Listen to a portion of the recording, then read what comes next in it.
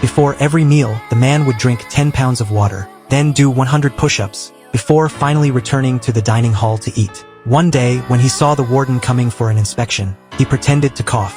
As the warden got closer, he suddenly vomited all over his feet. To avoid angering the warden, a few guards quickly rushed him to the medical room, but they didn't know that this was all part of the man's plan. After a series of checks, the nurse informed him that it was caused by the water quality, and that resting for a while would make him feel better. Just as the nurse was about to leave, John claimed he needed to use the restroom. The nurse had no choice but to have another prisoner accompany him, unaware that this prisoner was also in on the plan. Once in the restroom, John quickly ripped the floor off and threw it in the trash, stepped onto the toilet and took out the tools he had prepared. Mike stood guard by the door. Then, John began to pry open the cabinet on the wall, and inside he discovered a tunnel. They quickly restored the cabinet to its original position, and emerged from the tunnel at the other end, the tool room. The two of them placed a wooden frame they had prepared earlier under the car, hiding inside it, so they could evade the gatekeeper's mirror inspection. When the car reached a gas station, they quietly removed the board and jumped out,